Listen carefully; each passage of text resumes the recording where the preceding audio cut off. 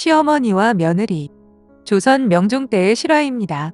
아버지가 돌아가신 뒤로 더욱 심해진 고부 갈등으로 고민에 빠져 있던 윤진사가 하루는 그의 아내를 불렀다. 가정불화는 가정 파탄의 원인이 돼요. 어머니가 얼른 세상을 떠나셔야 할 텐데 아직 기운이 좋으시오. 그렇다고 병나기를 바랄 수도 없잖소?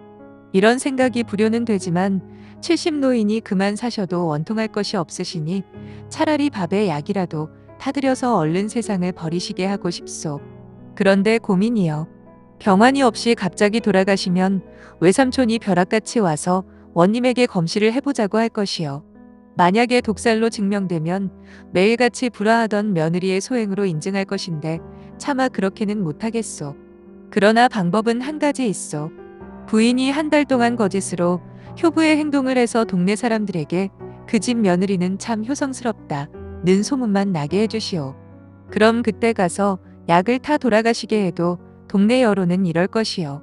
그렇게 효성스러운 며느리를 죽일련 하더니 이제 동네가 다 알게 되니까 무안해서 자살했다 라는 여론이 돌아 아무 일이 없을 것이요.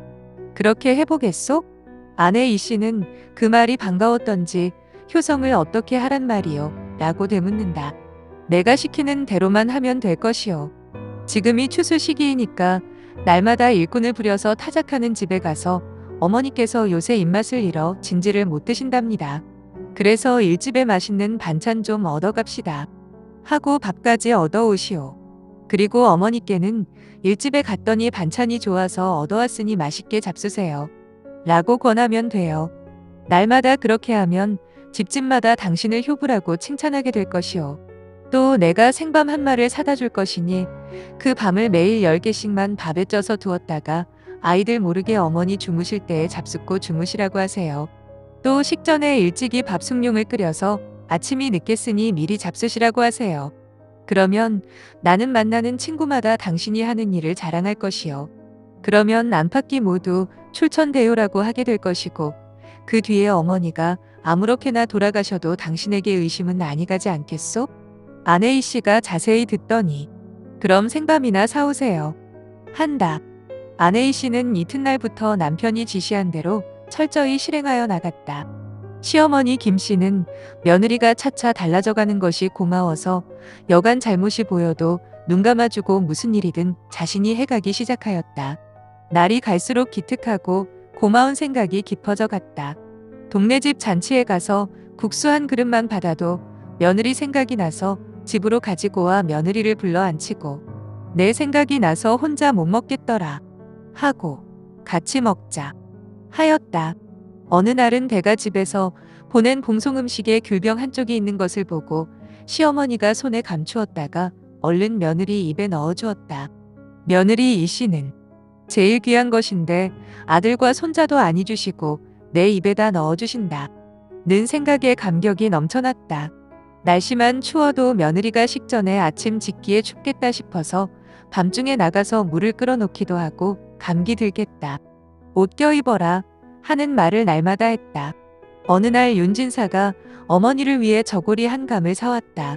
그러나 시어머니는 방 안에서 늙은이가 아무러면 어떠냐? 내가 해 입어라 하였고 며느리는 젊은 사람이야 어때요? 노인네가 따뜻하게 입어야지요. 하면서 시어머니의 옷으로 지어드렸다.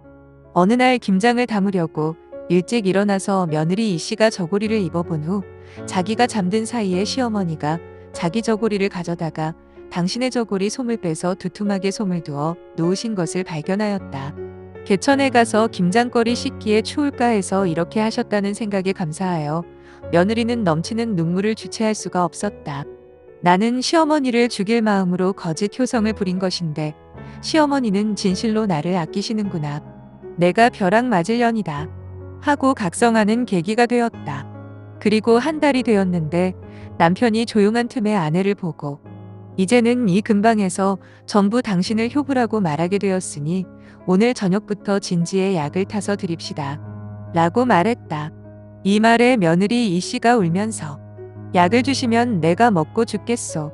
내가 죽일려니요. 전일의 불화가 모두 내 탓이요. 라고 말하였다.